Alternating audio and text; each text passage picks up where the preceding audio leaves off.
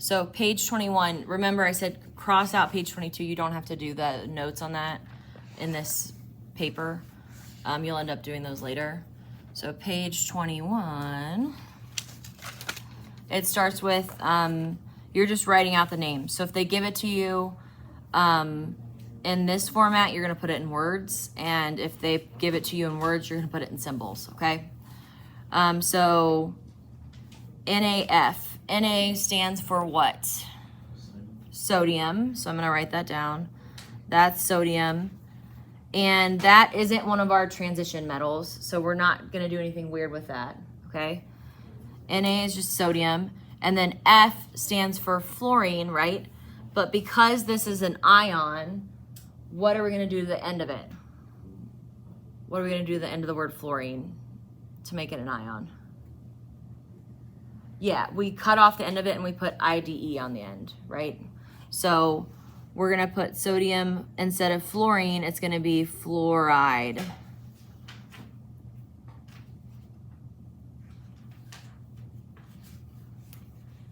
And then on the other side, I'm gonna go ahead and do like number 13 so that you can see what that's like. So then this one already says it in words and we have to put it into symbols. So potassium fluoride.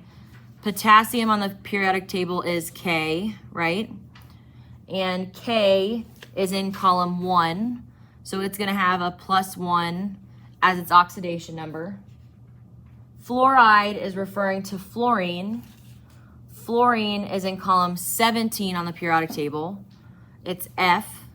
So since it's in column 17, if it has 7 valence electrons, that means it's trying to gain 1 valence electron. So that means -1 is its oxidation number.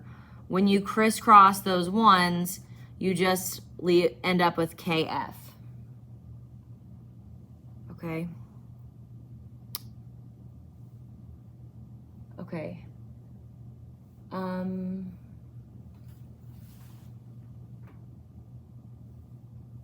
Which other ones do I want to do? Let's do,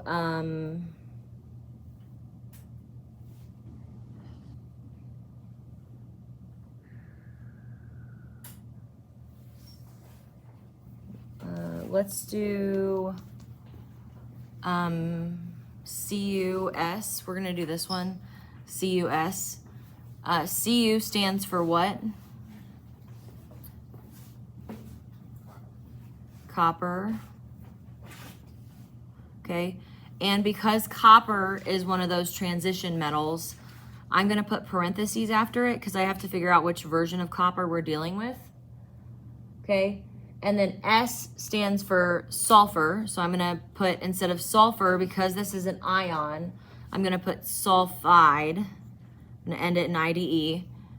So the hardest part about this kind then is if it has a transition metal to start off with, something that's in those columns 3 through 12, we have to then figure out which version of that transition metal it is. So I know that sulfur, S, is in column 16 on the periodic table. That means sulfur had a -2 as the oxidation number. Because if it's in column 16, it has 6 valence electrons. That means it's trying to gain 2. So it has a -2 as the oxidation number. Okay, and when we reverse our crisscross then, -2 and 2 matches up. That means this one must be a silent 1, which means our copper must have had 1 as its oxidation number to begin with. So this is copper 1 sulfide. And we do that by reversing that crisscross method. Once we figure out what the oxidation number is for sulfur, we can reverse that and make sure that it checks. If these don't match, we have to figure out what they divided by to make this like simplified. And then we have to multiply this by that same number, okay? So if we end up with something that's funky and they don't match when you crisscross, that's a sign we need to pause and do an extra step, okay? Let me look and see which other ones. I want to sort of do an example of each really quick. Let's do...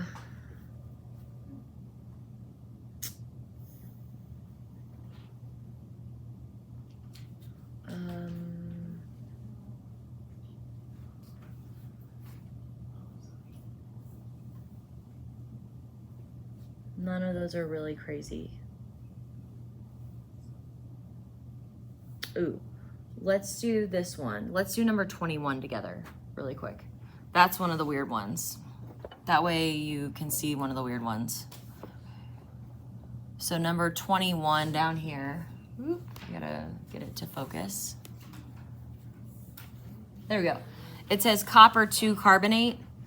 Well, copper is Cu on the periodic table, right? Since it's copper 2, you have to put a +2 up here. Carbonate is one of those special polyatomic ions on our chemistry reference sheet. So if we look at our chemistry reference sheet, carbonate is CO3, and that has a -2 charge. Not charge, sorry. It has a -2 as its oxidation number, which means it's trying to lose 2 electrons. Copper's trying to gain 2 electrons. Because of that, if you are the kind of person that just likes to do the math, if this is trying to lose 2 electrons and this is trying to gain 2, you should just end up with CuCO3. If you like to crisscross it and reduce it, when we crisscross these, we end up with Cu2. And then when we do CO3, this 2 will come down here. And because those numbers at the bottom, because those subscripts have the same factor of 2, we can just reduce those to be silent ones. We can divide by 2 on both of those. So this just ends up being CuCO3. And if you want to put parentheses around the polyatomic ion, you can. Okay?